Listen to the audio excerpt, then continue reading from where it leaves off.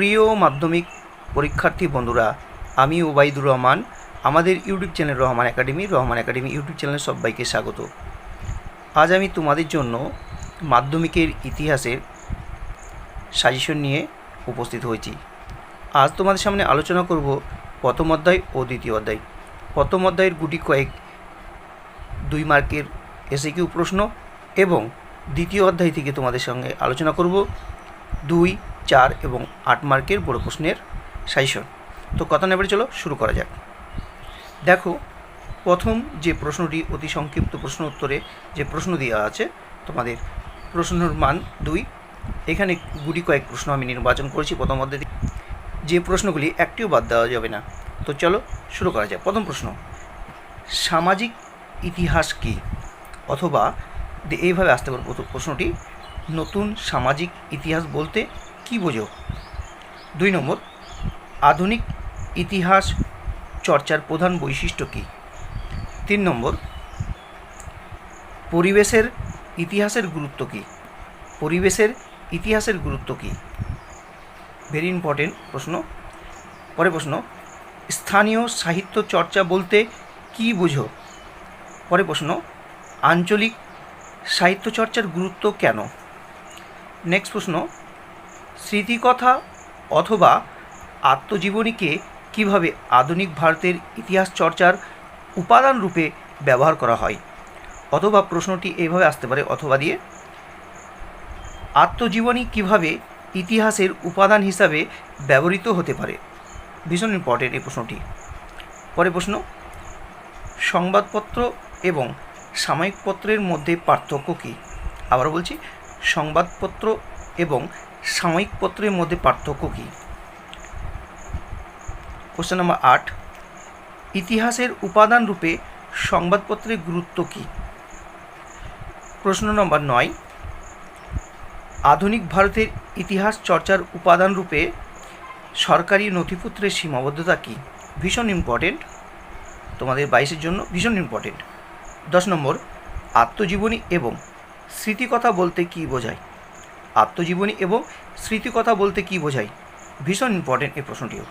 এছাড়া তোমরা এক্সট্রা প্রশ্ন দেখে যাবে, বঙ্গদর্শন পত্রিকা, সোমপ্রকাশ পত্রিকা, ইন্টারনেটের সুবিধা। মাত্র এই তোমার 10 আর এখানে 4টি 14টি প্রশ্ন দিলাম এই প্রথম অধ্যায় থেকে। তো তোমরা এই প্রথম অধ্যায় থেকে এই 14টি প্রশ্ন 2 মার্কের জন্য 100% মুখস্থ রাখবে, নইলে তোমাদের পস্তাতে হবে।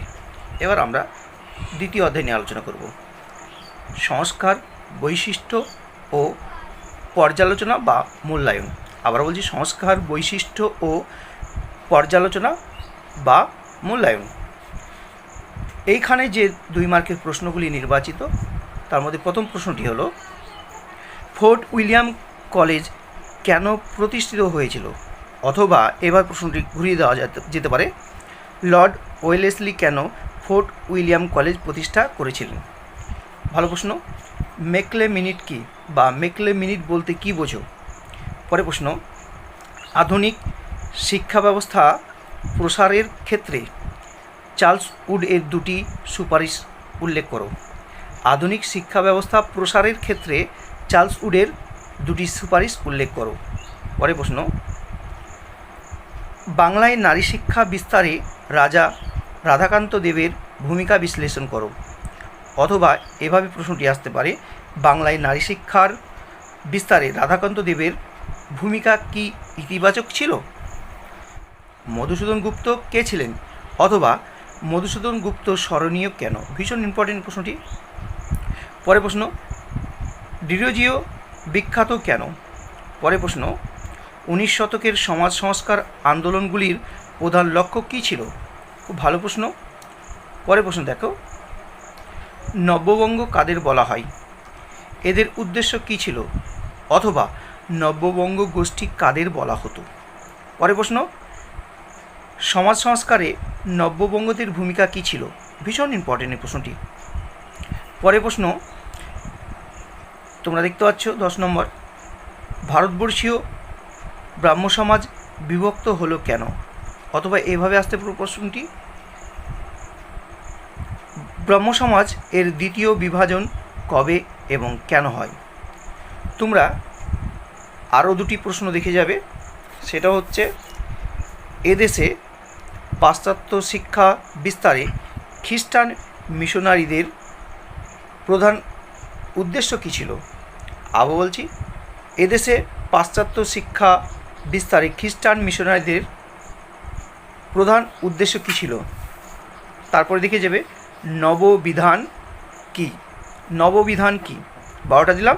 এবার এক্সট্রা হিসেবে তোমরা দেখে যাবে স্বামী বিবেকানন্দের বেদান্তবাদ কেন নব্য?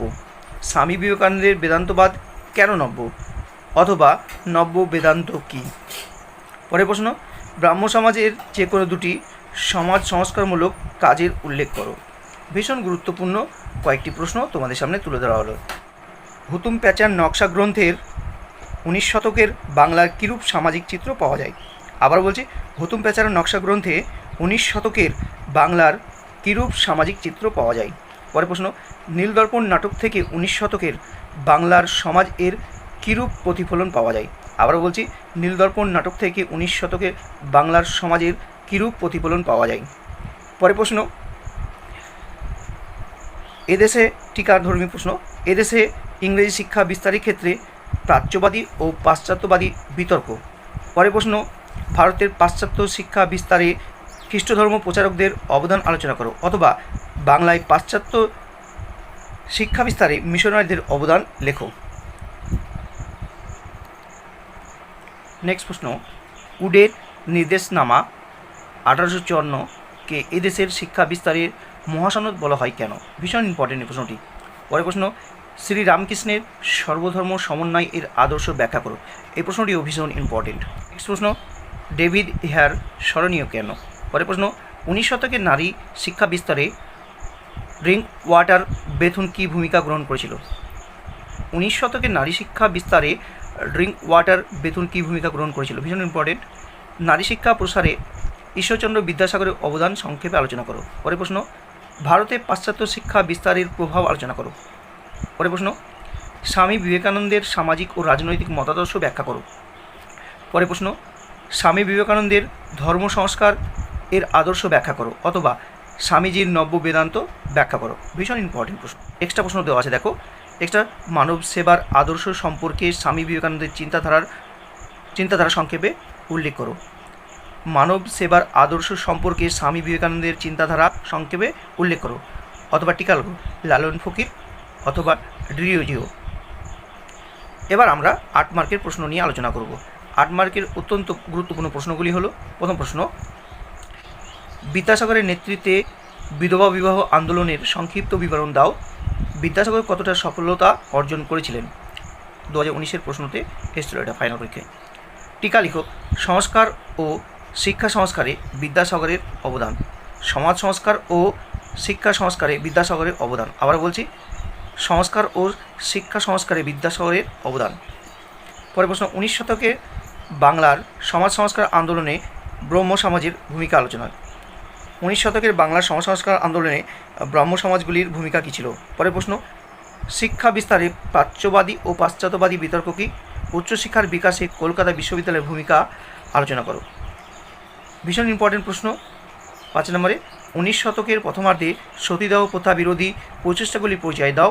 রাজা রামমোহন রায় কীভাবে সতীদাহ প্রথা বিরোধী আন্দোলন সাফল্যমণ্ডিত করেন? এই ছিল তোমাদের অত্যন্ত গুরুত্বপূর্ণ প্রথম ও দ্বিতীয় অধ্যায়ের 2, 4 এবং 8 মার্কের প্রশ্ন। আজকে এই পর্যন্তই। যদি আলোচনাটি ভালো লাগে তাহলে আবারও তোমাদের জন্য পরবর্তী অধ্যায়গুলি নিয়ে উপস্থিত হব। ভালো থেকো, সুস্থ থেকো, নিজের প্রতি খেয়াল রেখো। ধন্যবাদ।